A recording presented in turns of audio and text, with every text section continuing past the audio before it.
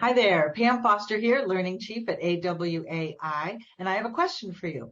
First, opportunities for digital copywriters are so vast right now that with the right skills, you could earn a great living writing about any topic you choose, and you can specialize in a wide variety of project types. So, what are the top project types you could take on right now?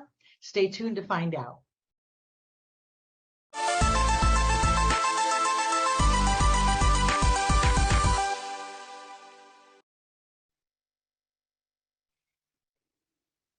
Hi there, and welcome to our Inside AWAI session on the massive digital copywriting opportunity.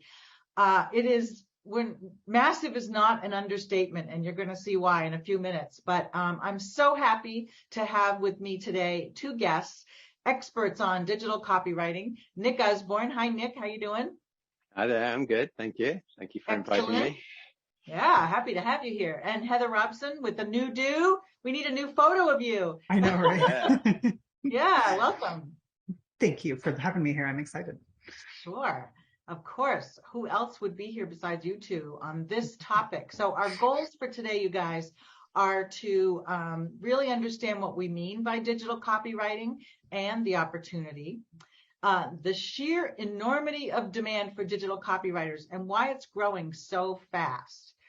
10 great projects to start with as a digital copywriter and how much you can charge, where to find your first clients, 3 key steps for getting started, and of course, we will answer your questions along the way. And of course, really important, how to maximize your income as a digital copywriter.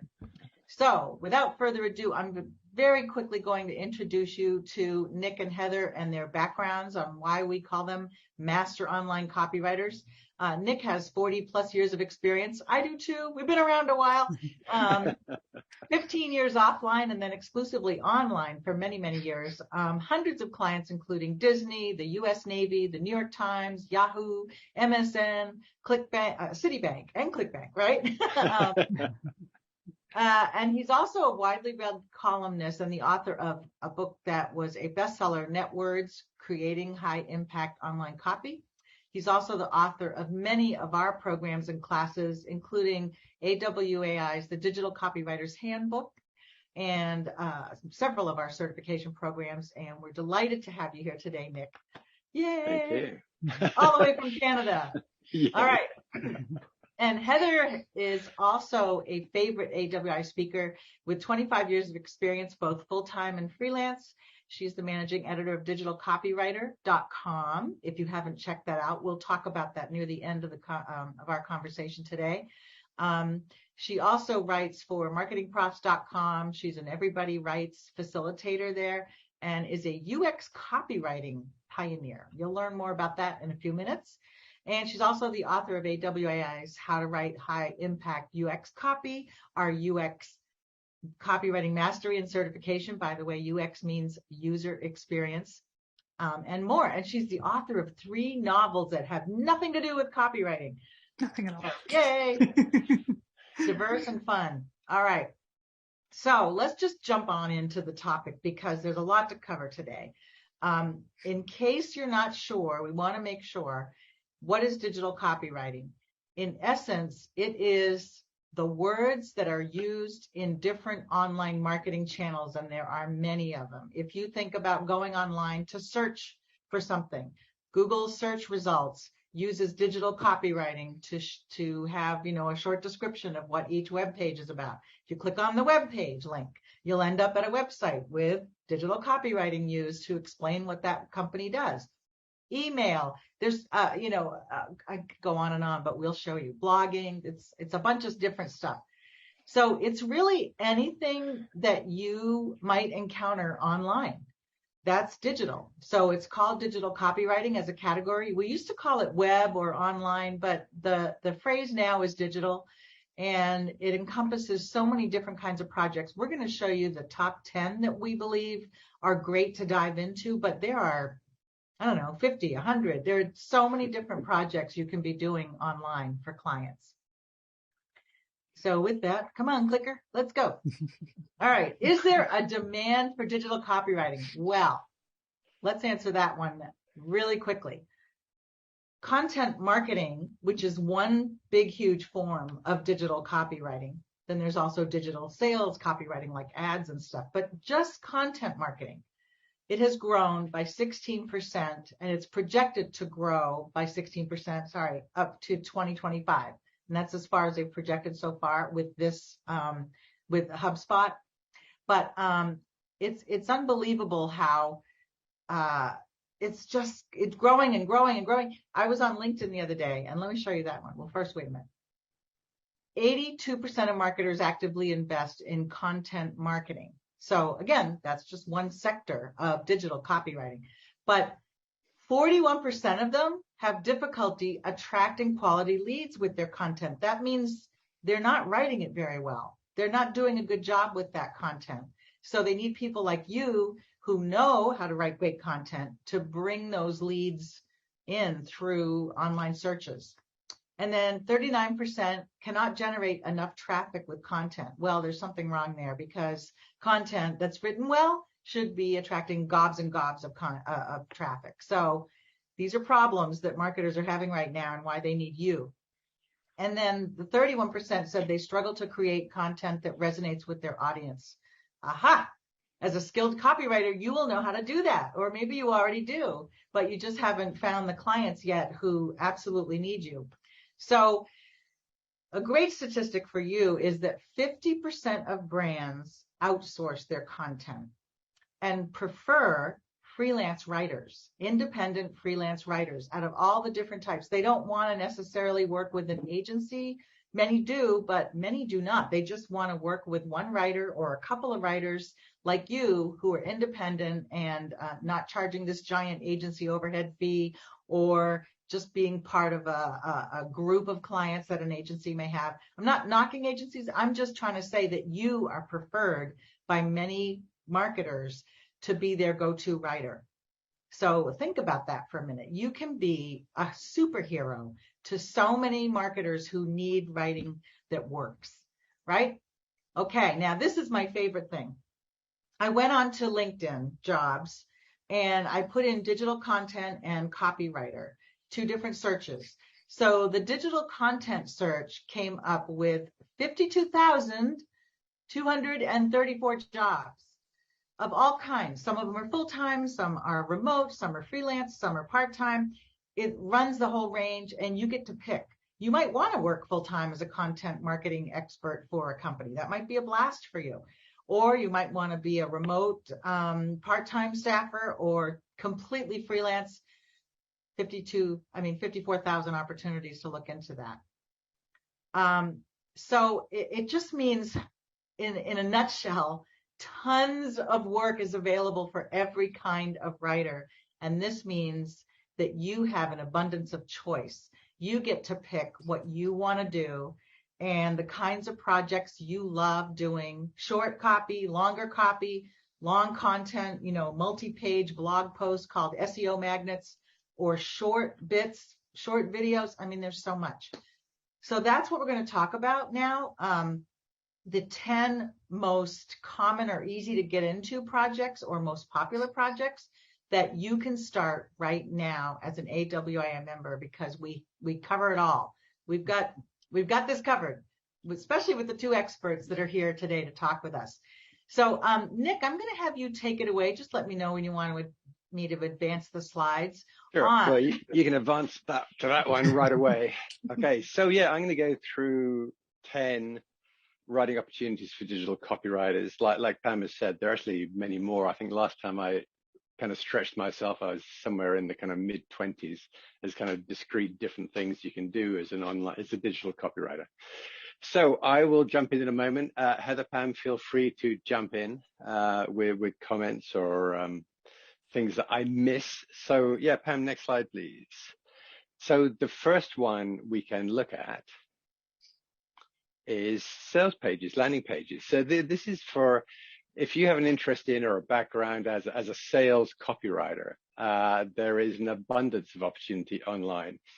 If you are interested in direct response copywriting, that kind of sales copywriting, then the internet is perfect for you, because in fact the internet is like the ultimate direct response platform, because basically nothing happens unless people do something, like click on something. So there are actually literally millions of companies that want to create pages like this one. So this is a landing page, it's a sales page, but it's specifically, it's a short page, just trying to capture people's contact information. So this is Lending Club. Investors have invested over 28 billion through Lending Club. Why did they use that as a headline? It's called social proof. It's saying, hey, if people have invested that much, then we must be good. All right. So that's just one approach for a sales headline. And then they just want to collect your contact information. So that's a typical landing page. But that landing pages like this, hey, I've no idea how many of these are created each week, but it must be in the tens or hundreds of thousands. Like this is part of almost every online company's playbook, is the creation of landing pages. Hey, there are full-length sales pages as well. There's all kinds of writing work online for it. If you have that, if you're really into sales copywriting. Heather, you were going to say something? I was going to say something. I was going to say the smart companies are also testing their landing pages, which means you're not seeing Lending Club. If you're a writer, you're not writing one landing page for them. You're writing landing pages to different segments, and then you're writing test landing pages to each of those segments as well. Absolutely. And I think, Heather, I think you're going to touch on later on the whole idea of expanding the scope of the work you do, and suggesting that clients test is that, hey, they say, hey, write us a sales page or write us a landing page. And you say, sure, that's great. And then you do, it's my Columbo thing. You're about to walk out the door. And then you say, oh, by the way, one more thing. Would you like me to write some other test versions? And of course, it makes sense that you do. And all of a sudden now you can charge more because you're not writing just one version, you're writing 2 or 3 or 4 or 5 versions. Yeah, and I just want to throw in too that a company like AWAI, or lots and lots and lots of companies, they don't just have you write one sales page for one campaign. There are ongoing needs to promote a newsletter or a free report or a webinar or something else that is very specific and focused on getting a lot of traffic and getting an audience to sign up for the email list or whatever. And so those landing pages, those are different from the next topic we're going to cover, but they're discrete single pages focused on a one call to action, one reason to sign up. And if they're cleverly written, they drive traffic like crazy. They drive lead generation is what I'm trying to say. They generate a lot of leads because, like I'm doing a free report on how to become a copywriter in 1 week that can earn blah, blah, blah. People want that report. So that sales page, that single discrete page will do the trick for clients. And they're often promoting way more than one thing. It's an ongoing marketing method to get more and more. Yeah. I mean, landing pages is like, companies want more and more of them. So it's not a kind of one and done thing, which brings us to the next slide. Slide. Okay. This is different from, drum roll. Go ahead. So specialize in writing homepages. I did this for years. In fact, I used to go to companies and I'd do like a bit of a website review or audit. And then I'd say, oh, hey, by the way, I think your homepage is great in this regard. And I think it could be improved in these spaces. And here's what I recommend we do. And they'd say, okay, go for it, which is cool, right? I'm kind of, I show them the report. I show them how I think see how I make that positive. Hey, I think here's the stuff that I think is great about your homepage. Here's where I think we can make it even better. And here's how I can help you do that. It's all positive. I'm never saying, oh, your website's terrible or anything like that, because companies, they don't want to hear that. So this is e-wedding. So this is what we would call, this is the new standard in wedding planning and management tools. Actually, I put this example here for a few reasons. One, it's what we call B2B, business to business. So a lot of the time we are selling a company to a consumer, buy this dog treat. But also there's a whole massive, huge market out there where companies are selling to other companies. So this is e-wedding is selling to wedding planners. All right. So this is B2B, whole different segment. And for some copywriters, some digital copywriters, this is their thing. They don't want to do business to consumer. They just love B2B. Another reason I showed you this page is I think it's horrible. I think this homepage is horrible. So I'd be walking in to improve this. The new standard, seriously, like yawn, like, oh, I mean, how many times has that been written in the last 100 years? It's just boring and it means nothing. It's a cliche. Wedding planning and management tools, just boring. Hey, what's missing here? What's missing here? I cannot conceive, even whether it's B2C, business to consumer, or B2B, business to business, I cannot conceive of a homepage on the topic of weddings without a photograph, right, without an image, without a wedding photo. Wedding photos, maybe they come, maybe we should do puppies, kittens, any kind of plate of food, weddings, like you just cannot talk about any of those without including an image. So as a digital copywriter coming into this space, this is that kind of critical mindset you have, and you look at this and you say, oh, wow, opportunity. And then you figure out how you're going to approach the company. So unlike a landing page where a company might be creating a new one on a weekly, monthly basis, a homepage is pretty much the homepage of their website, and it can be kind of static. It probably shouldn't be. And I advise clients against making it too static. I say, you should update it. You should have an element in your homepage, which is kind of rolling, changing. So when people come back to your homepage, they don't think, oh, nothing's changed. I've been here before. It's like I always look at a homepage a bit like a store window, right? On Main Street or in the mall. You kind of put your best foot forward in the display in the window, right? Here's our best stuff, and you're going to have a different display in maybe winter and spring and summer and fall or whatever. You keep changing it so it looks fresh and exciting. So that's an opportunity with homepages. Some are just not quite right yet, like this one, I don't think. But also, if you're in this space, and I was for years working on homepages, I would go in there and I'd say, look, hey, let's freshen this up. Let's have an element in here that's constantly changing. So when people come back, there's something new, there's something that they haven't seen before, and they think, oh, time to dive back in. All right. That's me on homepages. I want to throw in something too. So my specialty is websites and web pages, and the homepage is just your entree or your beginning to write all the copy. But the homepage is the hub. So I've got statistics. I don't have them in my head right this minute, but a lot of people will leave if they come to a homepage and it doesn't speak to them or make sense, or they can't figure out what they do, or it's a local business and where are you? I have no idea. So there are lots of no idea websites out there. You just don't even know what the company does. So what happens? They leave. That's lost business. So that homepage is critical. The other pages are important, but if somebody goes onto a homepage, either on their phone or a laptop or anything, and they can't even figure out what's there for them, they're gone. So this is huge. This is no small thing right here. You are going to help that company make an instant connection, or not, or be boring. You will really help them change their entire business by just making some changes on their homepage. So it's a big thing.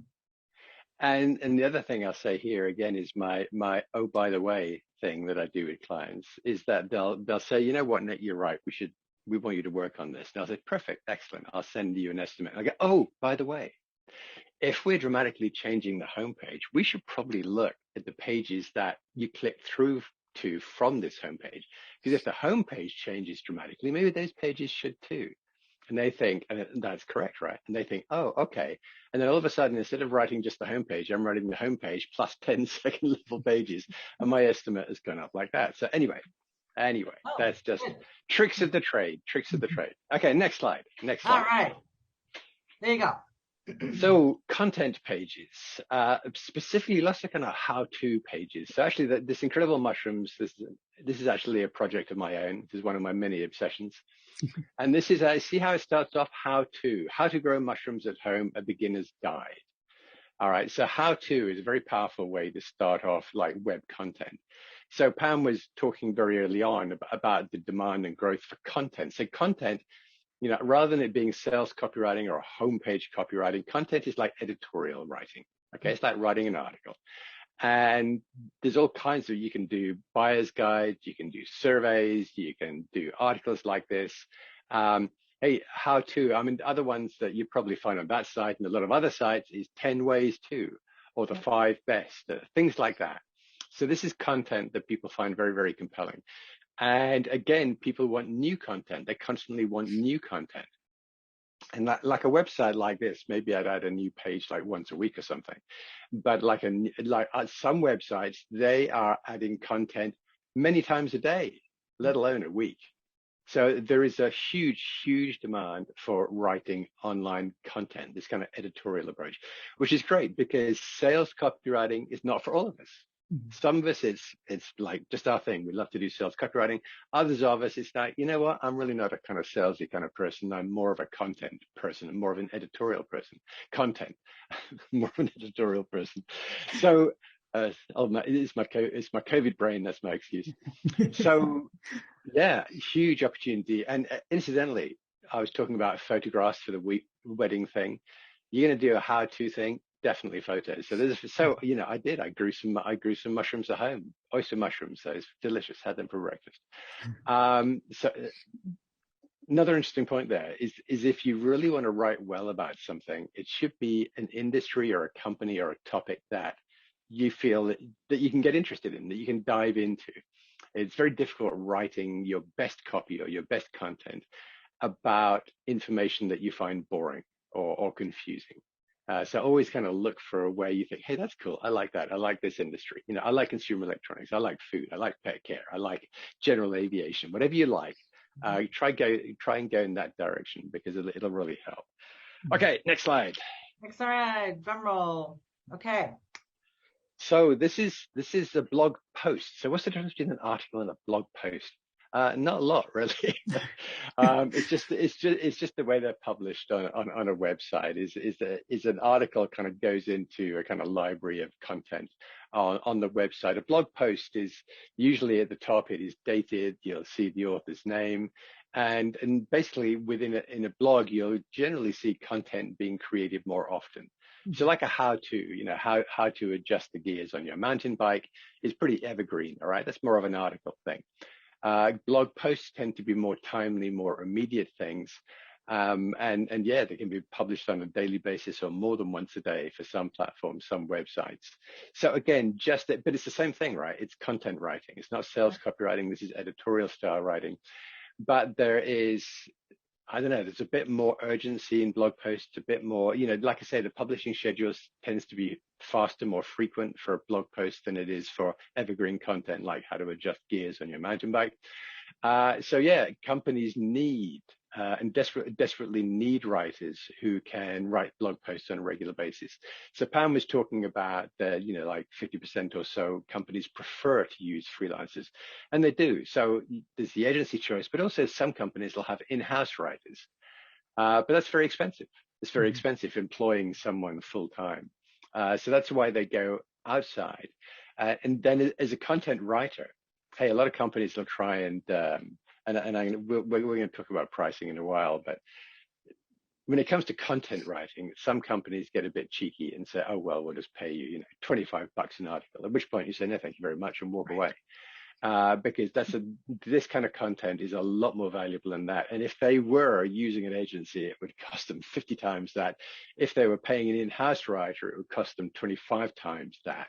So you just, when they lowball you, and companies are more likely to lowball you on content than they are on copy. They know that they really can't get away with it on copy, but some companies will try to get away with it with content. You just say no. You just say no. I mean, I'd say, and again, Heather can jump in on this because she has more experience in this space than I do. But even starting out, like $250 minimum to write a blog post, and as you get more experienced and better known, and your reputation grows, then that number starts marching up from there. But no, you shouldn't sit down to write anything like this for less than $250. Yeah. So and I would say 250 if you're working with a business to consumer company. If you're working with B2B, start even higher. Start at 350. Start at 4. Yeah. So why? Well, because if I'm selling a dog chew to a consumer, I'm looking at a profit of $1 per dog chew. If I'm selling something from my business to another business, every transaction might be $10,000 or $50,000. So good copywriting, good content writing can make a huge difference in the B2B market.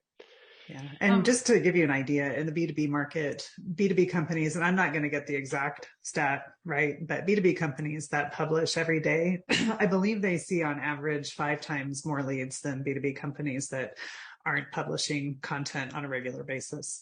So you're having a huge impact on the leads they're bringing in. And that's so key to them making sales. So what you're doing here is very valuable. So that is a super good point about frequency. Why do companies have to publish so frequently? Because there is so much noise and competition out there. So if you are a week behind, if you're publishing once a week and others are publishing once a day, you just fall off the radar. I've been doing some research in an area now where I'll listen to a podcast or I'll read a blog post, and I'll look at it and I think, oh man, this is old news. And I'll look for the date. It's 4 days ago. And it's like, oh my God, what an industry where, like, if I'm reading something or listening to a podcast from 4 days ago and I just get this sense that, man, this is old news. This is no longer useful. So the digital space is very competitive. There's a lot of activity, a lot of out there, which means that companies have to publish more frequently. They have to lend their voice out there on a frequent basis. So yeah, to Heather's point, that this is amazingly good news for us. And this is something that has changed dramatically, I think, over the last 5 or 10 years. I think 5 years ago, it would have been absolutely fine to publish once a week or once every 2 weeks. You'd still be out there and relevant. Today, there are so many voices, there's so many websites, there's so much competition. That you can't, and the demand for writing has grown, by, hey, if it's 5 days a week, so we've got 5 times the demand today, plus all the thousands of new companies that are entering into the space. Right. Yeah, and I just want to mention something. We've gotten a couple of questions, the difference between content and copy.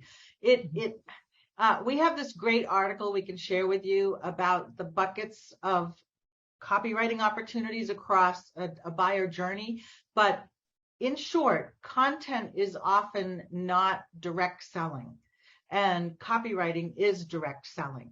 So content should lead to a next step in the journey. So if you're doing a blog for a company that is a B2B company, I do a lot of writing for the veterinary world, and I might write a blog post about capital equipment for veterinary practices to consider this year before the tax breaks, for tax benefits.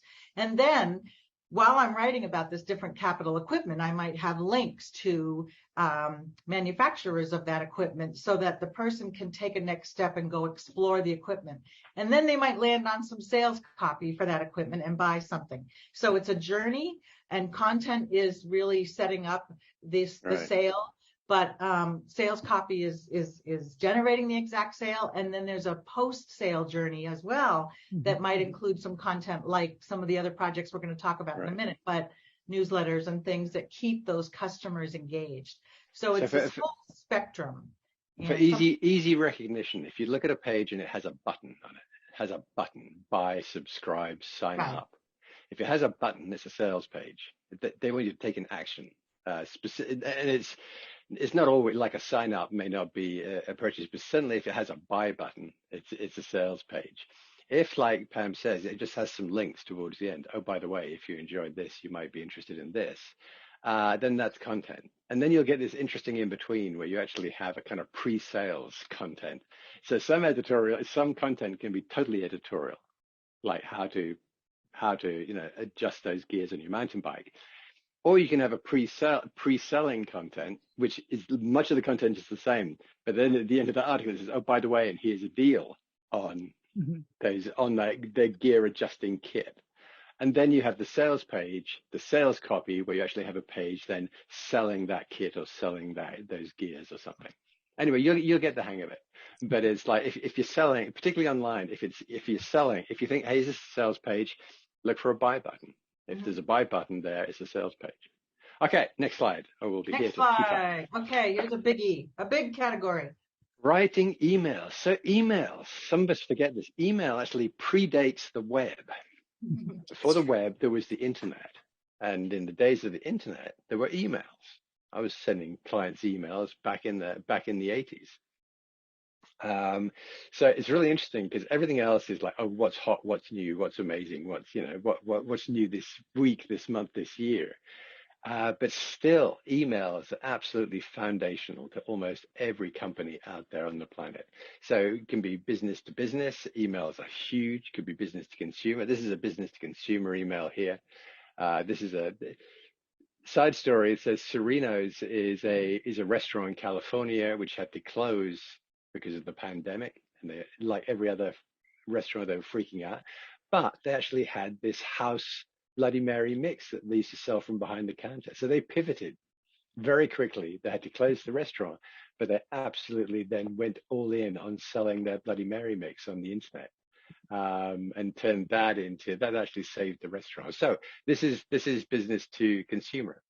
But writing emails is really interesting because, hey, and it's the same thing. You can have emails that are principally kind of content, that kind of keeping in touch. Emails that are more sales emails, like you could have a buy button at the bottom of an email. The nice thing about emails is it's the gift that keeps on giving, because there's never just one email. It's not like you got one homepage or something like that, or one article about mountain bike gears. You're going to write whatever company is doing digital marketing. There will almost certainly, almost 100% be some emails being sent out as part of that. So as an email copywriter, hey, there is, it's not exactly the same as being a content writer or a sales copywriter. There's something a little more conversational, right? Because an email is a personal one-on-one. If I go to a website, I'm going to their place. I'm going to their website. If I see a landing page, it's their place. It's their landing page. When I see an email, it's in my inbox, it's my space. And so I expect a little less maybe hard selling and a bit more conversational, because it's the same place. I'll get an email from my family and my friends. Those emails come into my inbox as well. It's not, it's not a commercial space. So when you write to me in that space, that kind of personal touch can be really helpful. But again, emails are amazing because they're the most kind of resistant to, however much the industry changes from like 1985 to today. Emails were important back then. They're just as important today, and they've been just as important along that whole trip. So that's huge. And if you get to be the email copywriter for a company, cool thing about that is it's kind of like, okay, we said, hey, I had an amazing client where I think it was 2 or 3 emails a week, and I was doing that with that client for 2 years straight. So it's work that repeats and repeats. So you don't have to keep going out to get a new client or a new email. I mean, you can get more and more of them, but it's something that repeats, so that I know that 2 months from now, I know roughly what my income is going to be, which for a freelancer is really cool, because one of the anxieties about being a freelancer potentially is you don't know what you're going to make 2 months from now. So that's where projects like this are great. They are. And on the client side, it's so easy for them to have the writer lined up. They are not going to be looking for entertaining other writers for that project unless you aren't really producing the results they're looking for. So if you do good work, they're just going to keep coming back to you because it's easier for them. Yeah. And that is actually, we'll get onto the next slide and I'll tell a little story about that. Okay, next slide. So kissing cousin with writing emails is, next slide. Oh, writing email, right. So what's the difference? What's the difference in an email? Hey, an email is like a letter, I guess, and an e-newsletter is like a short magazine or something. It has a publication kind of schedule. It tends to be, you'll get sales emails. E-newsletters can be kind of pre-sailing, but usually it's information. So this is from the Defiant. This is a kind of crypto world. And they send out a daily e-newsletter. So, hey, it'd be good to be the writer on this, right? Daily. It's amazing. So 5 days a week. Maybe they do 6 days a week. I can't remember. And it's quite meaty and it's quite long, and it has links through to their website. So again, you've got kind of the benefits of like email is if you become the e-newsletter writer for a company. This is daily. A lot of newsletters won't be. They'll be kind of weekly or twice a week or twice a month. But if you're in a fast-moving space like these guys are in, it's daily. And again, once you become the copywriter, of a newsletter. When I say copywriter, the digital writer, because it tends to be more content, more editorial style than sales style with a newsletter. It's like a kind of online magazine, a very short magazine with kind of links through to other content. If you become the reliable writer for this, companies don't want to change that, because it's a huge amount of work for them actually to go out and find a better writer and then train that writer and when I say train, get that writer up to speed on what they're looking for and kind of familiarity with their content. So I was talking about, knowing what your income will be for the months and months to come, which is wonderful, and you definitely can get that with newsletters as well as being an email copywriter. And I had a client once, consumer electronics, so cameras, printers, video, phones, all that stuff. And I think it was 2 newsletters a week, 2 emails a week. And I managed somehow to negotiate this ridiculously high fee. It was just insanely good. And I had it was for 2 years, it became almost my only client because it was so profitable. And I remember my wife saying, "Oh, but aren't you scared? Like, if we lose these guys, we kind of lose everything. We have a real problem. It's like 80 or 90% of our income." And I said, "Hey, don't worry about it, my love." I said, "Don't worry." I said, "I'm so firmly embedded with this company," which I was. Like it would have been a huge problem for them to replace me. I said, "Hey, I'm so embedded." I said, "The only possible way I think I could lose this gig is if the company got bought out by some massive competitor and the entire marketing team was fired. Then yes, maybe." 2 weeks later, a company gets bought out by a massive competitor, entire marketing team are fired, and I lose the gig. I have like a 2-week notice, I think. So there you go. It can happen. It can happen to the best of us. Pride before the fall. But newsletters is great because you're generally going to charge more, I think. Than it depends. Maybe not. What do you think, Heather? Do you think generally you'll get paid more to write newsletters than emails? Or is it about the same? Yeah, I think you will get paid more. And it depends on the complexity. I've written email newsletters that are just a single article that goes out, and those pay kind of on par with blog posts. But when you have multi-part email newsletters, those do tend to pay more. Yeah. But either way, the pay is good, and it's the gift that keeps on giving, because once you get started, nobody writes just 3 issues of a newsletter and then stops. I've been writing my accountant's newsletter, quarterly newsletter to their clients for 27 years. See, Nick, I'm not the only one who hangs on to clients. Everybody's time for a change. You see, go to her accountant and say, "You know what? No, stop that right now. Pam's great and all, but don't you want a fresh voice?" Cut his mic off. Time to mute Nick. You wise guy. All right, moving along. Sorry. Moving on. Next. Yeah, we got to move on. Writing video. Excuse me. I better hurry up, hadn't I? Otherwise, we're going to run out of time. This is so ridiculously me, always talking too much. So, video script. Have you been to YouTube lately? Have you seen videos on TikTok? Have you seen videos on Facebook? I mean, it's huge. It's like video out there is massive, and it's nice to think, hey, we're just having a conversation, a chat here. But if you're a company putting together serious videos, you almost always work from a script. And the talent is reading from a teleprompter the same way they do, the evening news. And someone has to write that. They either write the script exactly word for word, or they write a guideline. They write, like start here and then next talk about this, next talk about this. And the writer then develops the storyline, they develop the structure. So sometimes it's a storyline that the talent then can work from, or otherwise, like on the left here, it's the exact words, it's the exact script. And I've done that as well. And it's kind of weird when you're talking to camera and reading a script at the same time. But with a bit of practice, it can work. So that is huge, simply because video is so much part of the digital world. And particularly like, hey, if I look at my daughter or my wife and they are looking at this little thing, what are they doing? Probably over half the time they're watching video. Now, not all of them need scripts, but a lot of them do, particularly if they're coming from companies. So I'm going to move a couple things in on that too, if I may. So videos, YouTube is the second largest search engine out there. So if you're searching how to build a deck, how to do anything, there are videos and videos and videos that show up in the search results, or you can even click on Google's video category and see a plethora of videos. And a lot of them are from companies that have sponsored how-to videos that somebody had to write. The other thing too about video that I want to let you know is we are just about to launch our new self-study video program on script writing. And you didn't know that, Nick, but I did not. I was about to just move on. I was about to blow no. past that. Yeah.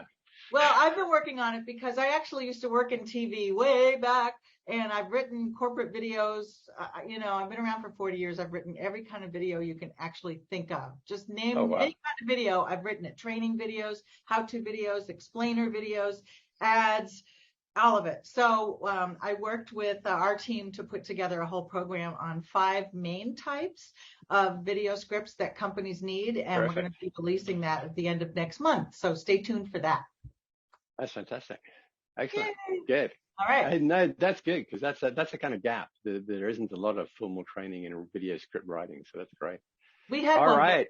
It's years have gone by, so it was time you heard it from Pam. Heard it from Pam. All right, next. All right, next category, a big one. Write ebooks. So again, there's a ton of it. So I wrote this. So this was I used to do a lot of one-on-one coaching, and so I wanted to create content and support. So for my coaching program, so not sales stuff, but just supporting the fact that hey, Nick would be a cool guy to do coaching with. So I wrote lots of blog posts. I wrote some evergreen articles, and I wrote a couple of ebooks.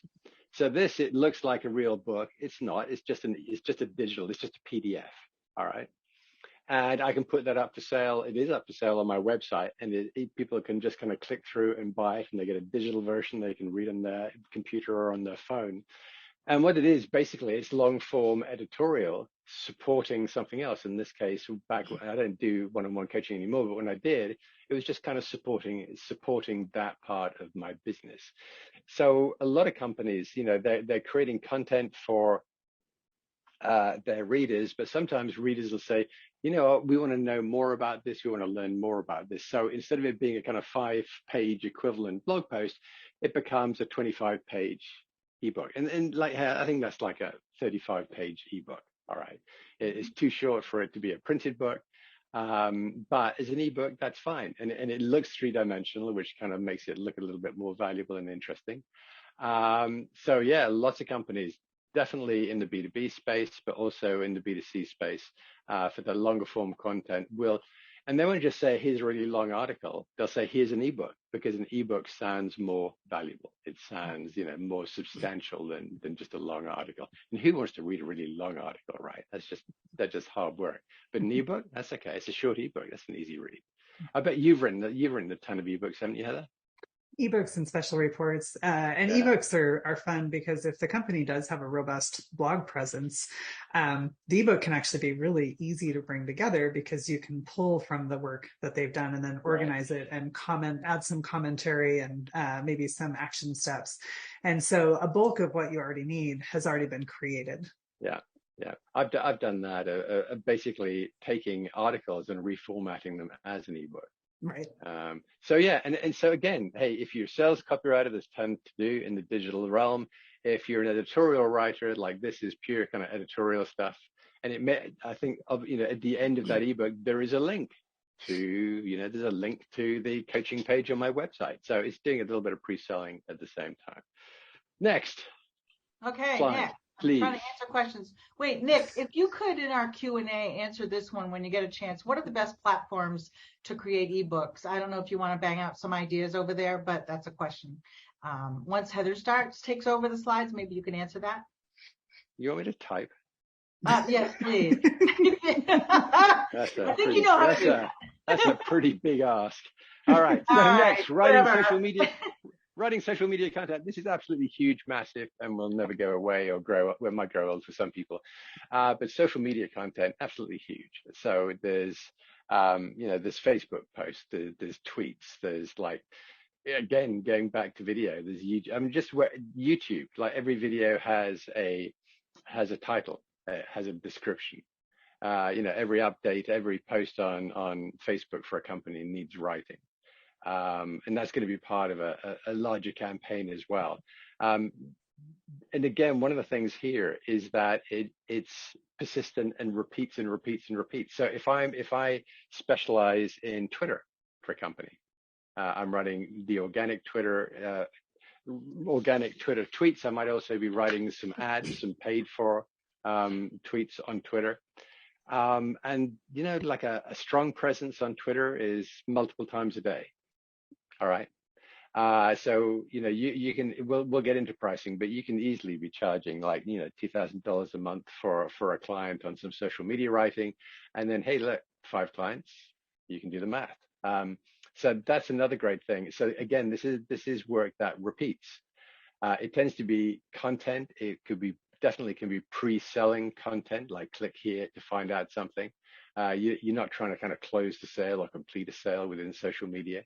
It just might be supporting banter to kind of build that sense of community, or it might be just click through here for some special offer or something like that. But first of all, it's multiple. It could be multiple times a day, certainly multiple times a week. And if they like what you do, it just goes on and on and on, week after week after week after week after week. So more and more in this space, we are seeing projects like this, whether it's email or newsletters or social media, where if you get in with a client and they like you and you do good work, that can stay with you for months, years. You just get in the flow, and hey, there are social media writers out there who they don't do any other kind of copywriting or digital writing anymore. They just do social media. So that's huge. Moving on. Okay, last one. Really, really intriguing, you guys. Ready? Dun, da, da, da. Ta-da, backstories and lore for NFT projects. So NFT projects. So first of all, background. What's an NFT? It's a non-fungible token. It's part of the Web3 ecosystem. What is Web3, Nick? Web3 is anything that is based on blockchain technology. And we could talk about this for hours, and I do talk about this for hours, but the rise of Web3, the rise of NFTs, of crypto, has created this massive bump in activity online. There are thousands of new projects being launched every week. Every single one of them need writing. Hey, here's a homepage that needs writing, that needs a writer. They do tons of social media. They all have websites. So that's a whole different thing. And again, we have a program, a certification program on that, on writing for Web3. One of the reasons I wanted to feature this here is the backstories and lore for NFT projects. Most PFP, which is personal profile pictures. So this is gutter cats.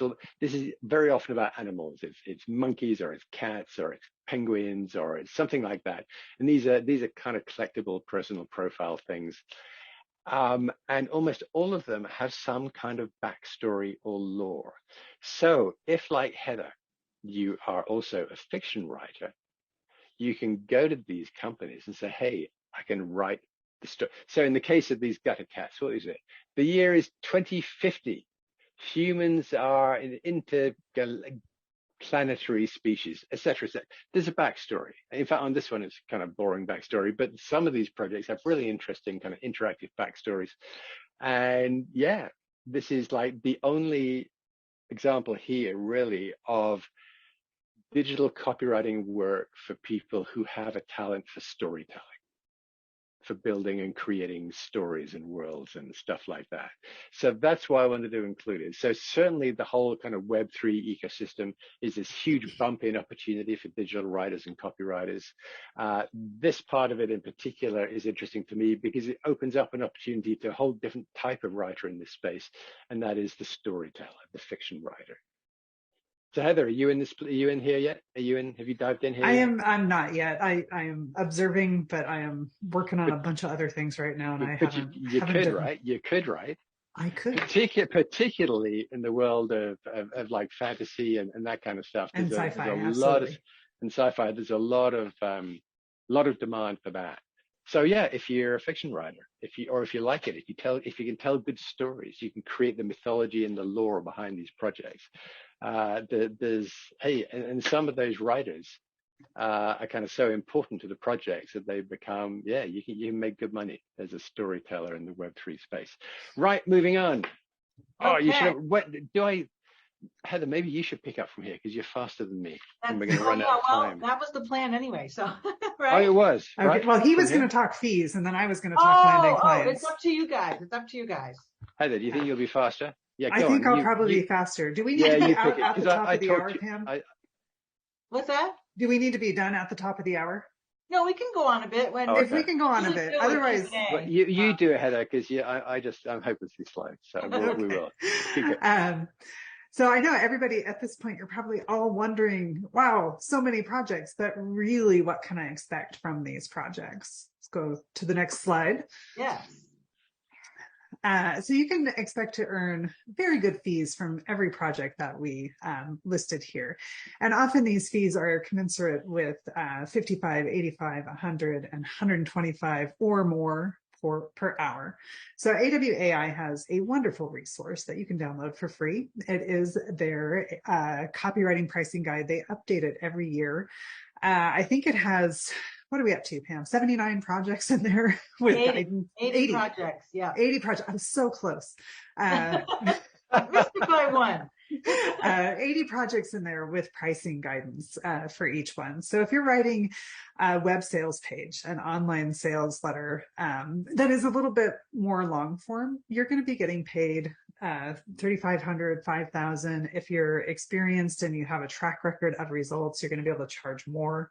Often for that type of sales work, you're also going to be able to line up a royalty agreement or a bonus agreement. When you're writing a homepage for a company, and we talked about how important that homepage is, how so many people land on that homepage first, and if they don't know where you are, they don't know what you're about, they don't feel it's for them, they bounce away. So those homepages are really important. And you can see here, 1,500 to 3,000 complete websites. That's such a wide range of scope there. You can see that it results in a wide range of fees, 5,000 to 40,000. And on that, one of the things that we tend to do as writers, particularly when we are starting out, is we tend to charge way less than we should. And we do that because we think we're giving people a deal and we don't want to miss out on a project and we're not really sure of our value. But if you think about a web manager or a company owner, and they have in their mind, I've got this great marketing vessel, my website, and it is a $10,000 website. And you come in and say, well, I'm going to do all this writing for you for $1,000. That's not the website they want. And they are going to hire a writer who's going to charge more because that's the website that they want. Those articles that we talked about and blog posts, anywhere between $250 and $800 per post. A typical blog post runs somewhere between 500 words and 1,200 words. The average blog writer takes about 4 hours to complete a blog. That includes research, that includes writing, that includes editing, getting photos in order. And we'll talk about increasing scope on those blog posts in a minute. But, 4 hours at $800, $200 an hour, that's not so bad, right? Yeah. Email messages. Again, we have a wide variety of different types of email messages that companies need to send. So you're going to be looking at a big range there. $250. You might be writing a 300-word email for that $250. Those longer newsletters, you might see 900, 1,000, 2,000 for those. Let's go ahead and see that next slide. Okay, before I do that though, Nick, you opened a can of worms with NFT. There's several questions in the Q&A about NFT. I don't know if you can whip over there and answer those, or we want to save them for the end. But yeah. Let's save them for the end. You know what? First of all, I'm a really bad typist, and also I have my laptop mounted up on a big stand, so it's really awkward for me to try and type. So yeah, let's see if we can pick them up at the end. Okay, so everybody sit tight with your NFT questions. We will get because I know nothing. I can't help you. All right, next up. All right, next slide. Those email newsletters, again, sometimes they are just a single article. I've written a ton of single article email newsletters. I love those projects because they're easy to do and they happen every week or twice a week. You're going to be seeing $500 to $1,500 for those. Video scripts, we typically charge by the minute. So you do that just kind of by reading your script in a very natural way to see where it lands. And you're going to be charging $500 to $1,500 per minute of runtime. ebooks, putting those together, even if you're working with a bunch of already created material. There is a real art to curation and framing all of that, putting it in order, making it very useful. So you're going to be looking at $2,000 to $7,000 for that kind of project. As Nick mentioned with social media, if you're managing a company's social media, you're answering comments, you're building community, you're writing their posts, you're writing paid posts, you're going to be looking at $2,000 a month or more per client. And then those NFT backstories and lore, and this is a new area to me too. So I'm trusting Nick on this one. You can get paid $250 to $1,000. Is that per backstory? Yeah, so it's a bit of a range, because there'll be kind of small projects you say, hey, can you, and you're writing like 100, 200 words like for them.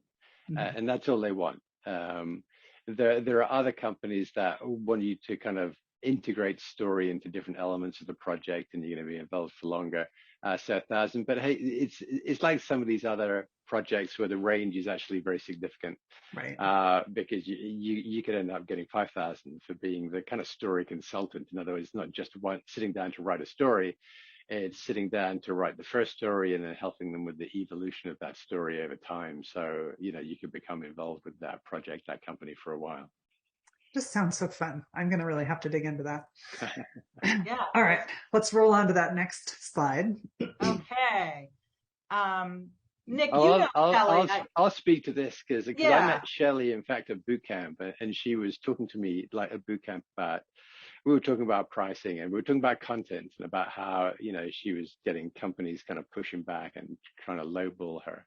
And we kind of agreed that, next time you have a big opportunity, just go high, see what happens. Anyway, she emails me like 2 weeks later after the boot camp, and she's landed this gig. It's like a 1-year contract with this to write content. 30 grand. I did not see that coming. But she's great. She's a good writer, but she also has a very good self-confidence. Like, she wasn't going to take any nonsense from anyone. And I said, oh my goodness, that's amazing. And in my mind, I thought, oh, that's exceptional. Anyway, then a month later, she writes back out of the blue. So, oh, by the way, I picked up another one, 45 grand. Nice. So it wasn't just like a one-off fluke.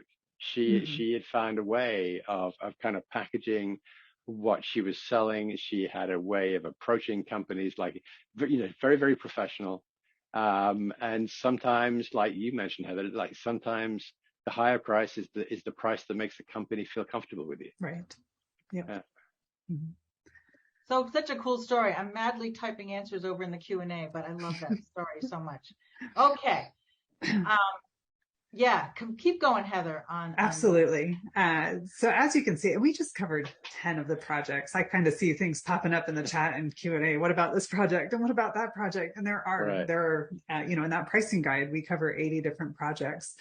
And there are so many different industries that you can write for. So you really do have the opportunity with being a digital copywriter to figure out, what kind of companies do I want to write for? What kind of values do I want those companies to have? What kind of products do I want them to sell? And what kind of projects do I want to do for those companies? You can tailor make your business, choose the work that you love most, that you enjoy the most, really earn what you want to earn.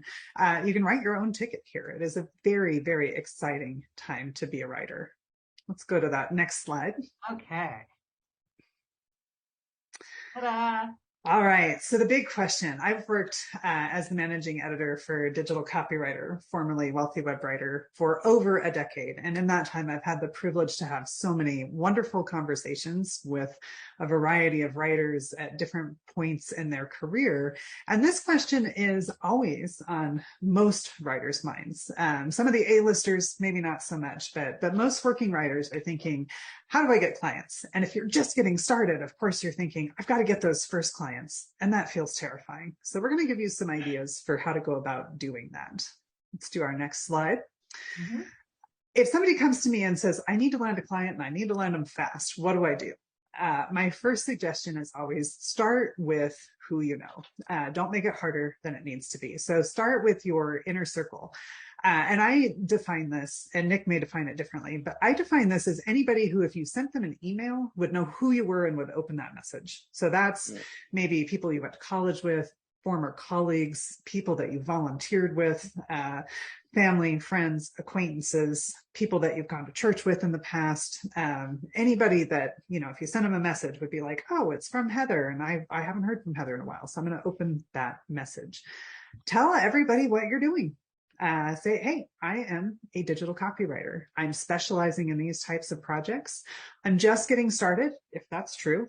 And I'm looking to land a couple of these types of clients. And I wanted to just reach out to you and ask, do you know anybody who might need that kind of work? Those introductions are so golden because you get that halo effect from the person introducing you. So if I have a friend and he says, yeah, you know what, I do have a client or I do have a friend at a company that needs some help with their homepage, let me introduce you. That friend is much more, that client is much more likely to hire you because of that relationship he has with your friend. Case in point, Nick, I hope you don't mind me throwing this out here. A few years ago, Nick had a person come to him and say, hey, could you do this project for me? And Nick was like, I'm way too busy. I'm just way too busy right now, but I have a writer in mind. And he referred them to me. And I went into that meeting thinking, oh, they're going to be, interviewing all sorts of writers. And it became pretty clear to me pretty quickly that because of that introduction, it was my project to lose. All I had to do was be professional and come across as competent, and they were going to hire me. So do start with the people you know. Start with that name recognition. Let them know what you're up to. Ask for those introductions. And I know that feels a little bit scary, but a fun little tip about human psychology, one of the fastest ways to gain trust with somebody is to actually ask them for a favor rather than do a favor for them. So don't be afraid to do that. It will work out. It will work out well for you. All right. Nick, any comments on this? No. No. Okay. I'm not allowed to talk anymore. You're done. No. You've been silenced. That's not true. Another great place to look is your local community. Think about all the local businesses that you love and that you frequent, and start stopping by and just, talking to them about how they're bringing customers in and what their online presence is about. Just open the conversation. Be genuinely curious about the answers and the pain points and the goals, and then start making suggestions. And as the conversation continues to unfold, occasionally those will turn into, well, you sound like you know a lot. Do you know who could help me with this? And you can say, yes, I can help you with this. I would love to do that for you. That's one way to reach out to small local companies. You can also send postcards, you can send emails, you can attend Chamber of Commerce events. Those ones are a little bit trickier, but you can certainly do it. If you're feeling brave, an excellent thing to do is to host something through Meetup called a Lunch and Learn. I picked, sorry, so there's all these fancy ways to pick up work, but you said like a Chamber of Commerce. Yes. I was invited to actually speak at the lunchtime while everyone was still drinking coffee and eating dessert and everyone was listening to me. Mm-hmm. And I was like, oh man, should I do this? Should I bother? And I did. And I gave my little talk and I was irritated because no one was paying attention. They were drinking their coffee, talking to each other. But right at the end, this guy walks up and he says, have you got a minute? And that led to one of the biggest clients I ever had. Nice. So you never know where the big one's going to come from. Right.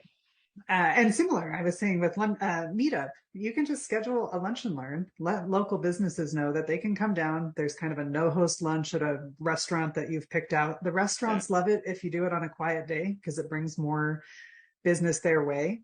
Everybody eats, and then you share some tips about things that they can do to improve their online presence. You start developing relationships, and eventually some of those do turn into work. Yeah. Pam, I just tried to advance the slide myself. It didn't work. Yeah, I was trying that. And then getting clients, you can turn it into a numbers game, which means that if you just send out enough inquiries and the inquiries are specific and well written, eventually some of them start falling your way. So a good way to do this is to draw up a list of 50 to 100 prospective clients. I like to choose an industry or two that I'm interested in. So I might be looking at things like software as service companies and finding different ones and adding them to my list. Then you go to their contact page and you just find their basic info at address. and you send a message to that, very brief, saying, hi, I'm so-and-so.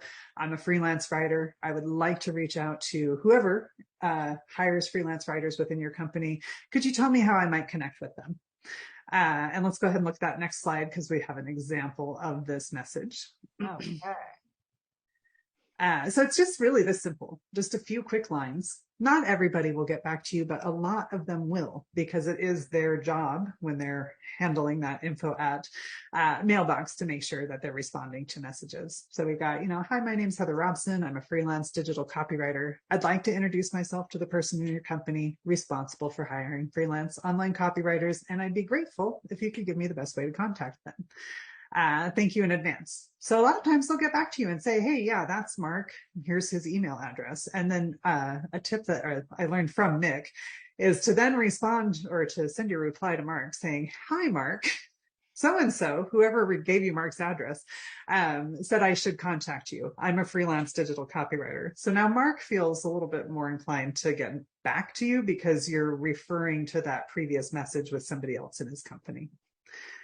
Yeah, and again, if you know someone who knows someone, right. For example, like you may have a cousin who works in the marketing department at a company. Mm-hmm. Tell your cousin, talk to your cousin and say, can you introduce me to that marketing manager or whatever? And, I can't tell you how many times I hear this from new members. My first client was someone I already know. Yep.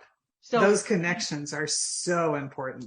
I mean, people from your previous career, people in your family, friends, former college buddies, whoever, someone is going to be involved in either hiring you or referring you to someone. So please start with who you know. Yeah.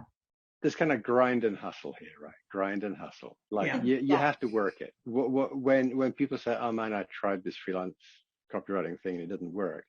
And I say, well, how many companies did you reach out to? It's like, 3 or 4. Yeah. It's like, no, not going to work. Grind and hustle. You have to work at it. Yeah, but you have to put in the hours. Like, do it smart. Don't be random about it. But you have to. I don't know what the percentage. I don't know, Heather. You probably got a. Actually, no. Heather doesn't have to get new clients because she never loses clients. I forgot about that. But for someone like me, I don't know what my success rate is. But it's not like. If I reach out to 5 companies, I'm going to get 2 clients. Right. You have to, and it's not because they don't like you or don't respect your work. Usually it's just because the timing's off. Right. It's not that, they just don't need a freelance copywriter at that time.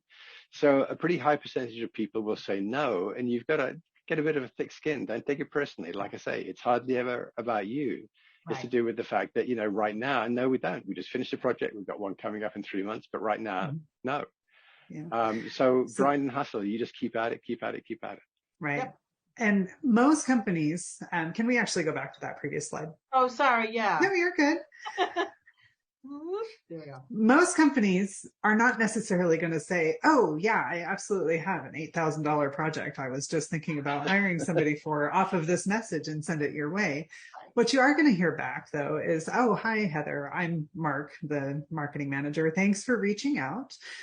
We don't have anything at this time, but I'll keep you in mind. So you're not going to get that from everybody. Most everybody is going to ignore you, but a certain percentage, a higher percentage that are going to hire you right away are going to give you some kind of response. Don't stop when they give you that response. Start following up with them regularly. And it doesn't have to always be, hey, Mark, what about now? Do you have a project for me now? What about now? Do you have a project for me now? Reach out and say, hey, Mark, I saw that blog that your company published a couple of days ago, and I really loved, and give him an honest to goodness key point that you really did love. Keep up the good work. So what you're doing is developing that name familiarity so that when Mark sees you in his inbox, he is going to open that up. Or, hi, Mark. I did that. Exactly. I did that yesterday. I was reading an article and I thought about this person who's at a company that I'm about to start doing some work with, and I just want to kind of cement a relationship. So I emailed him and said, hey, I just thought of you and I read this article. I think you might find it interesting.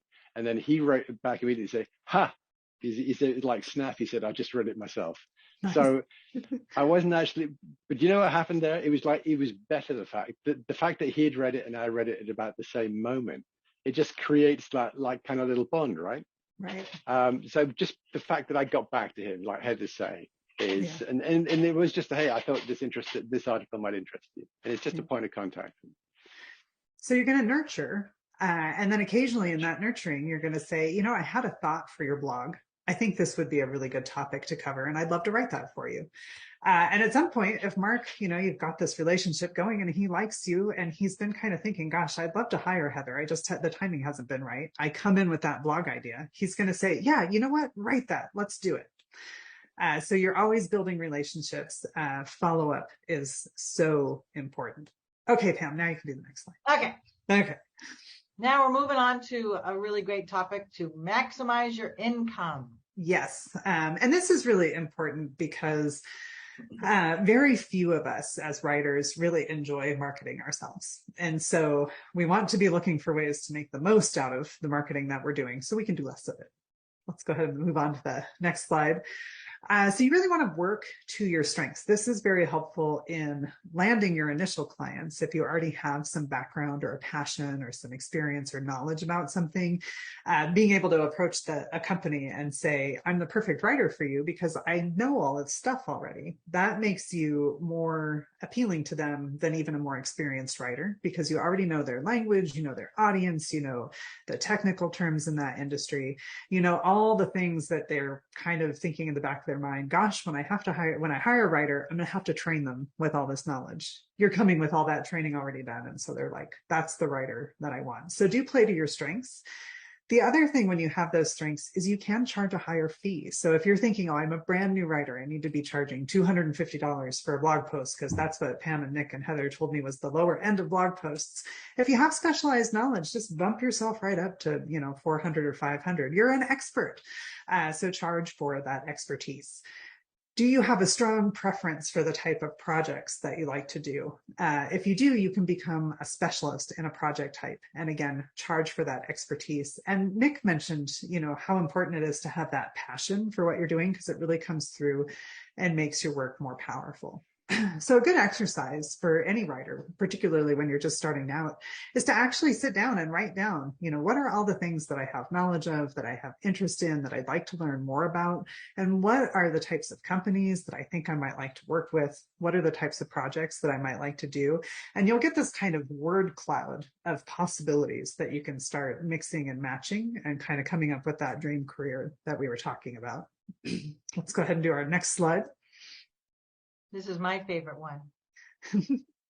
So should you choose a niche or a specialty? And I always wince a little bit when anybody asks me this question, because I'm going to say, yes, you should choose a niche or a specialty. I've seen so many writers who have succeeded faster and earned more because they have a niche or a specialty. When you have a niche or a specialty, and the difference is a niche is topical. So I work in the pet industry. A specialty is more about the project type. So I'm a UX copywriter, or I'm an email copywriter, or I'm a long form sales writer. You become an expert, you become known in that industry. It also refines your own research. It helps you when you're writing to show your expertise, get focused in on what you're writing about. When you're researching companies you want to contact, makes it much easier. You're not just researching businesses, you're researching businesses in the pet industry, much more productive. So I love choosing a niche or a specialty. That said, I'm known throughout AWAI as the nicheless writer because I don't niche well. I've tried niching and it has never been a good fit for me. And I only bring that up because there is a small segment of you who, when you think about niching, it's going to be like putting on a scratchy sweater and it's not going to feel good. And I just want to assure you, if that is you, you can still do wonderful, wonderful things, even without a niche, but do give niching a try, because again, I've seen so many writers just do so much better, so much faster. It's a smart strategy for marketing yourself. And you can't follow Heather's route, because like I say, Heather's really weird. She picks up clients and then they're her clients forever. And she's just strange like that. So I would never try to copy Heather. I get along. Yeah. I like people. I hate saying goodbye. So I just dig in and stick around.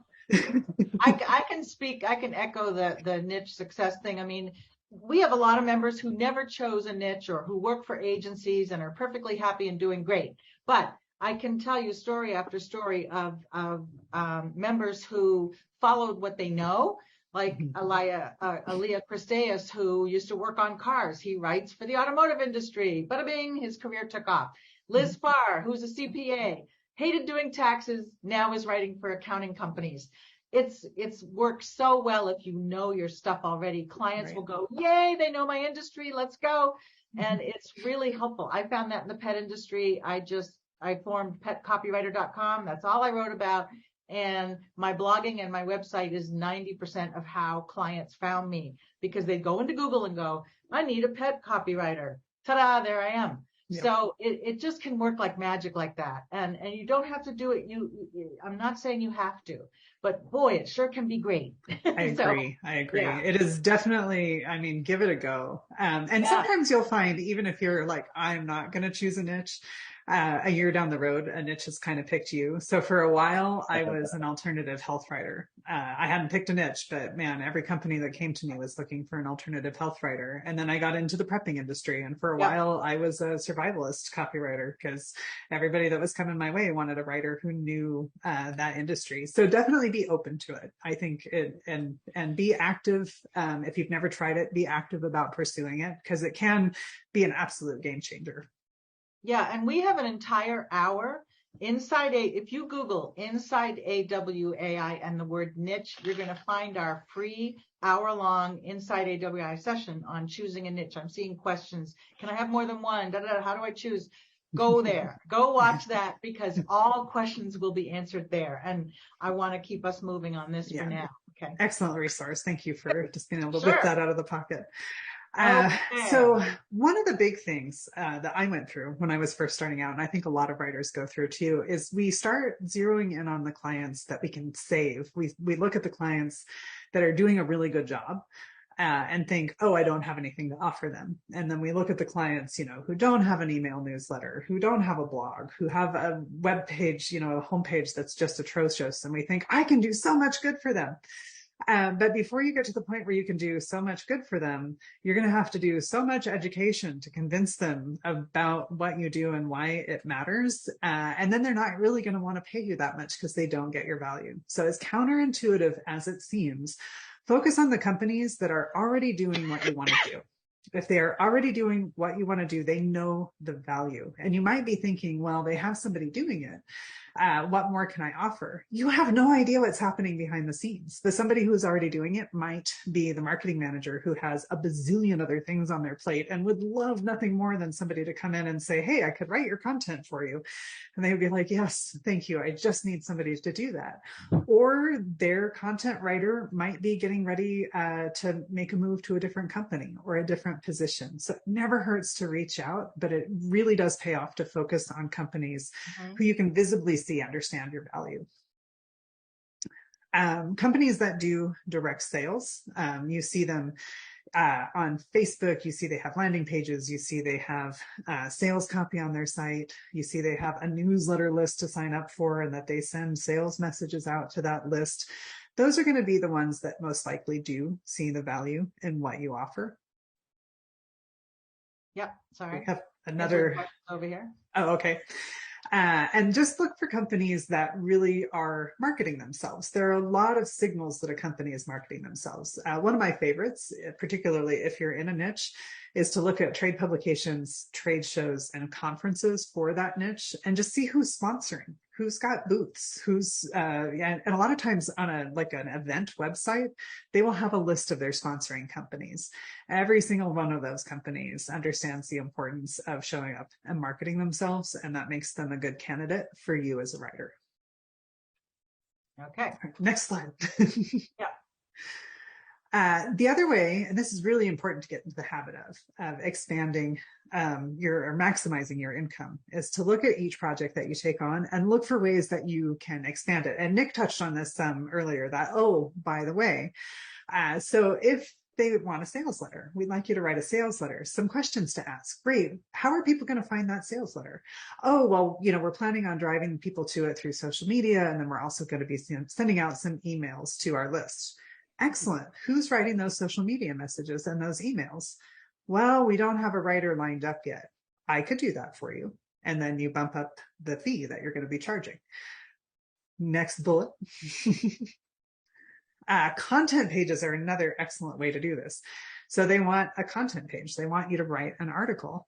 Again, how are people going to find that? Oh, well, we're going to be, sending it out to distributing it through social media. Excellent. I could do those social media posts.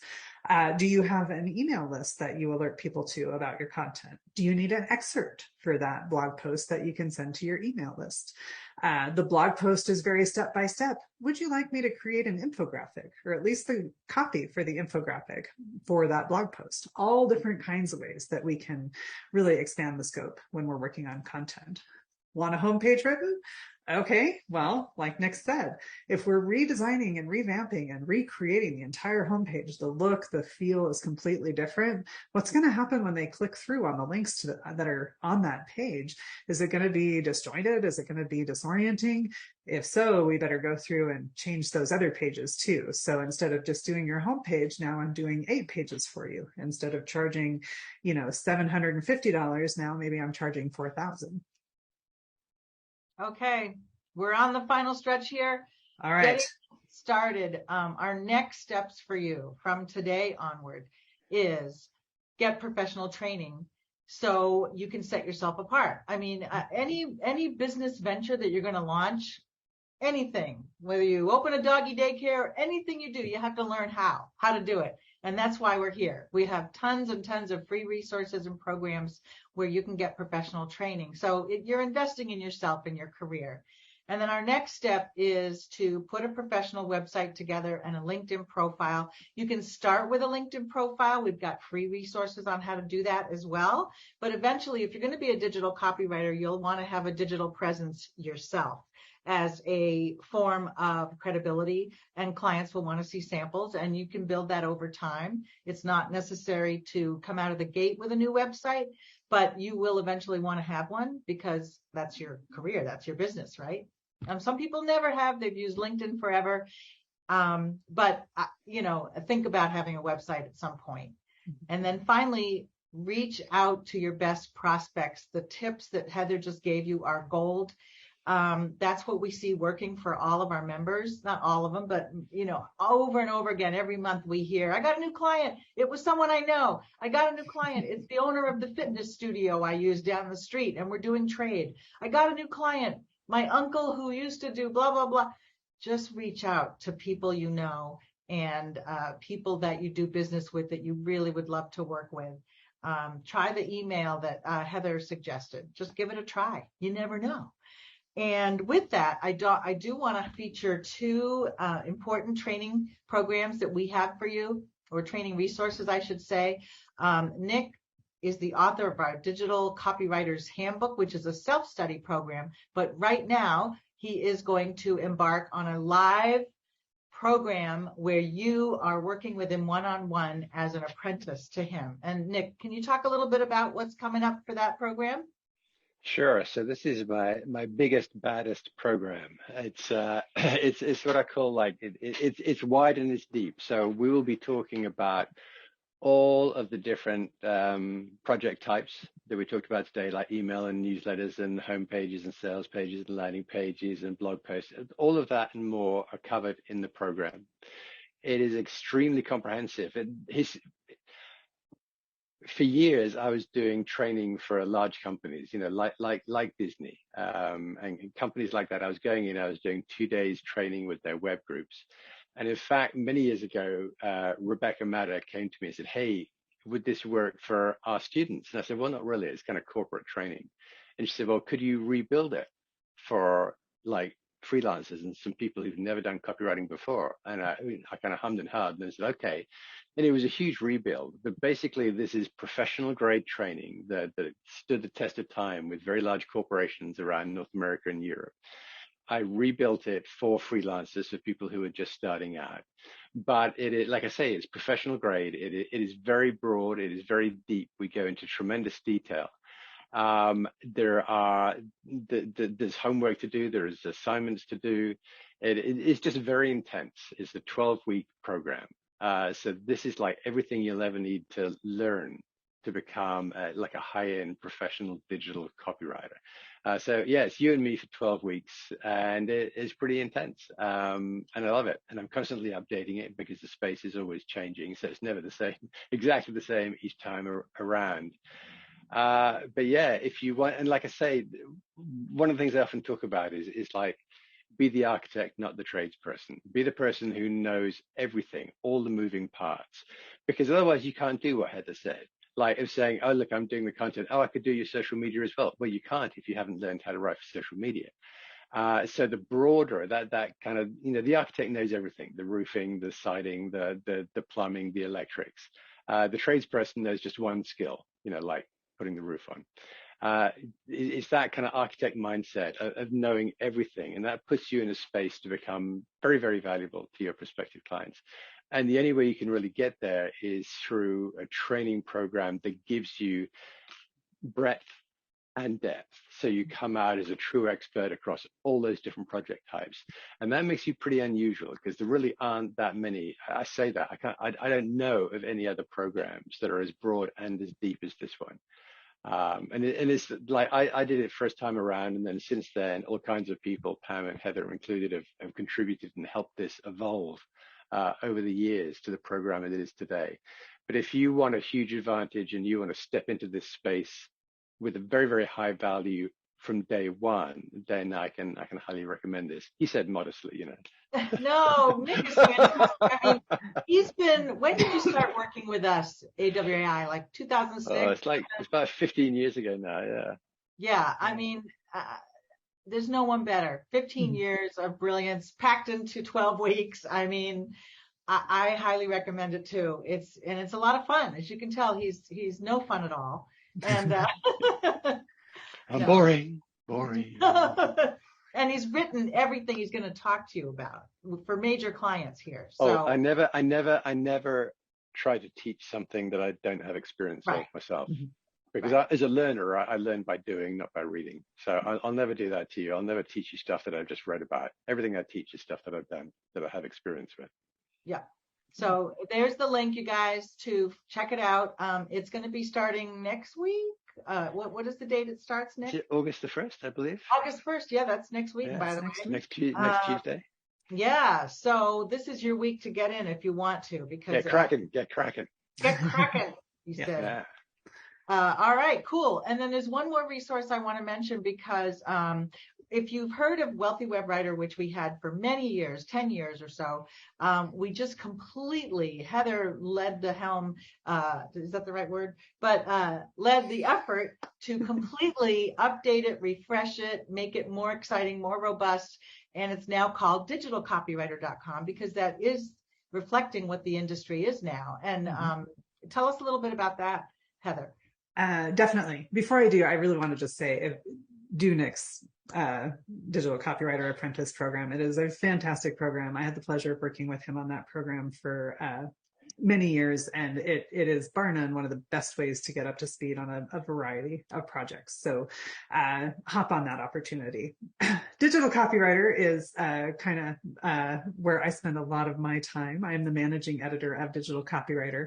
This is a subscription-based site. It is a community for aspiring and working digital copywriters. And our goal on the site is to help you advance your skills, to stay on top of what's changing in the market, and to constantly give you new ideas for landing clients, growing your business, staying organized, staying on top of everything. We publish roughly 2 or 3 times a week, and everything is very specifically geared to help you take meaningful action to grow your business. So as mentioned, we cover things like getting clients, we cover things like time management, we cover things like business growth, but then we also really dig in very actionable ways into some of the most popular types of digital copywriting. So you will see columns on web content and SEO, what's happening in there, or more granular skills that you can learn and bring to your clients.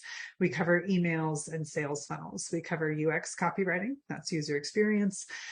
We cover social media. We cover paid social media and pay-per-click advertising. So if you are looking for a community to keep you accountable and you're looking for a way to continually hone and advance your skills and always see what's coming in the market so that you can be on the leading edge with your clients, be able to come to them and say, oh, I understand what AI is. I understand how we can use it in your business to help you with writing. Digital Copywriter is just an excellent resource for you. In addition to all of the different content that I've just mentioned, we also do live trainings every month. We have interviews with experts. I'm going to be interviewing Pam coming up later this week. Very excited about that. We have some great courses and more to come. We have some excellent tutorials and reports. It is just a really well-developed, fantastic resource for a digital copywriter to have in their back pockets. I hope that you will look into joining us and seeing what we are all about. Yay. All right. So now we're going to open the floor for questions, but we do have a few on NFTs. I think you might need to do a separate NFT one sometime.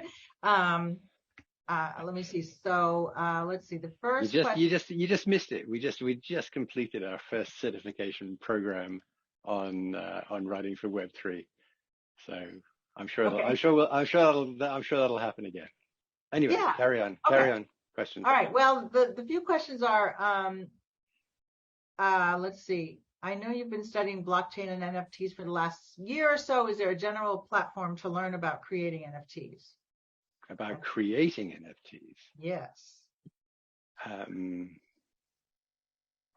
I would start off by exploring a guy called Zeneca. Zeneca, Zeneca _33. Go to Twitter and sign up and follow Zeneca33. And he's a very good guy, and he's very focused on education in this space and helping people navigate their way. Some of the options that he'll point you to are paid, some are not. But that'd be a reasonable starting point. You can also go to a website called OpenSea, opensea.io. And that's a place basically. OpenSea as in a C or SEA? SEA. Okay, OpenSea. Yeah, so it's the open ocean, OpenSea.io. It's actually a secondary marketplace for buying NFTs. But if you scroll down the homepage past all the kind of featured projects, you'll find they have a whole bunch of information pages, introductions to NFTs, and that'll include how to mint an NFT. And in fact, you can mint an NFT off OpenSea. May not be your best choice, but you can do it. Okay.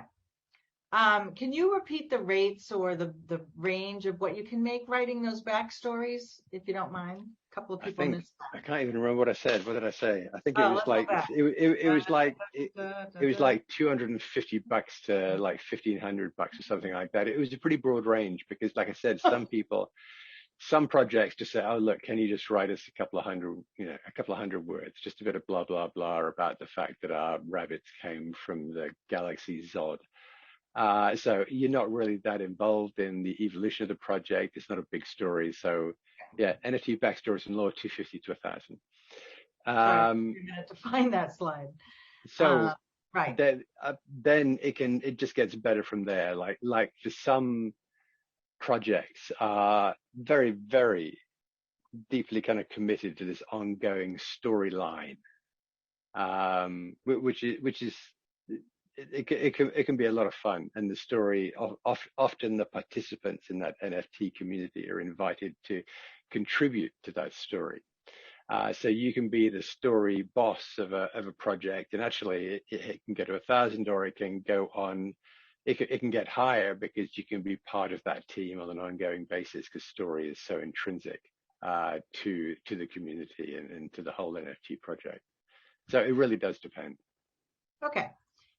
Is there a directory for NFT types of sites or potential clients that you could work for? Is there a directory or anything online that you can point people to? There is. I'm picturing in my mind some slide. Like I said, we've just finished for the first time teaching writing for Web3 as a certification, AWAI certification course. We just completed that, and in the final deck there, we have a whole section on where to find work.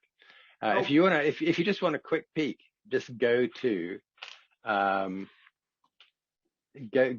search bar in Twitter and type in, "We are looking for a Web3 writer." Oh. And you'll get some results. You'll get some results just on Twitter.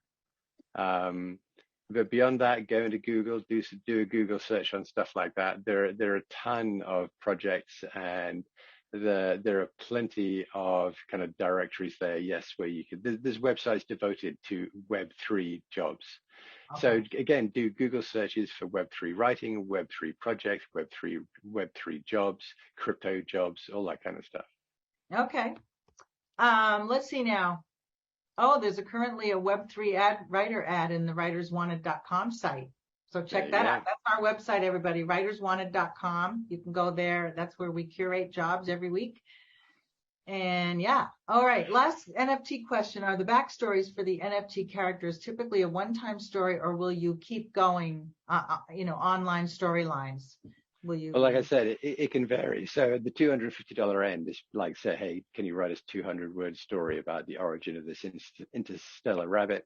And then you're done. So that can be that. Then the other projects, like I say, story becomes part of the whole kind of culture and the backbone of that project over time. So the person responsible for writing and steering story then could become a permanent member of that project team. Okay. And the final question I'm seeing in the Q&A is, what are the best platforms or programs to create ebooks? Have you seen, Nick? There are various places you can go to create ebook. Do you know what I do? Because I've tried a few. I write my ebook in Word. Yeah. I lay it out exactly the way I want it, and then I save it as a PDF. Ta-da! And I'm done. So there are all kinds of apparently easy peasy platforms where you can upload your Word document and it magically turns it into an amazing ebook. And each time I do it, I always think, man, I just wish I'd just saved it as a PDF. It's so much easier. Yeah. So that's the easy button for me for writing it. Hey, the ones that I've done, it's just I write it in Word. Then I even create. I'll very often design my own cover, and I'll make that page 1 of the Word document, and then I just design the whole thing. I just save the whole thing as a PDF. So yeah, the one that I showed you. I'm going back to the last slide. Okay. Just want to go back to your digital training slide, because if anyone missed that link, that's there. Okay, let's see now. Nick, is there somewhere where I can find some of your past work or other samples to understand what quality content looks like? You can go to a whole ton of my websites. I don't have a kind of portfolio of client work, if that's what you're looking for. But you can go to nickusborne.com and see, many years worth of blog posts. You can go to conversationalcopywriting.com and you can see lots and lots of posts there. You can go to Coffee Detective. I'm a coffee freak. Go to coffeedetective.com. Pretty much every piece of content on that page over the last 12 years has been written by me. Yep. For a real treat, go to incrediblemushrooms.com and you will find my writing. And guess who else is writing? You'll find there. Anonymously, Heather Robson. Yes. Oh my gosh. Content writer on Incredible Mushrooms. So I didn't know you guys were into fungi. That's awesome. Yes. Do you say fungi or fungi? Fungi. Oh, she says fungi. I say fungi. I never say it. I just write it. Yeah. But in my head, I used to say fungi, but a lot of the really prominent mushroom people, when they talk about it, say fungi. So I started saying fungi. I never knew that, because I thought it was Nick is writing about himself. Fungi. He's a fungi. Nick's writing about himself as a fungi. That sounds fungi. What kind of person do you think I am? I'm writing about mushrooms.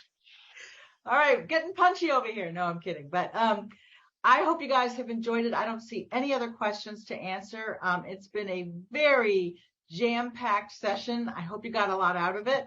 We will have the replay on in the next 24, 48 hours on Inside AWAI. And I hope you do check out Nick's program and digitalcopywriter.com. That's in, where are we? So that's in 1 week, right? Session one. Yep, Session 1 is 1 week today. Aha. It's the big one. The Yep. big one. All right. So there you have All it, right. guys. We'll see you again soon. Thanks so much, Heather and Nick, and everyone behind the scenes on our team. Thank you so much for helping. Take care. Thank you. Bye. Bye-bye. Bye-bye.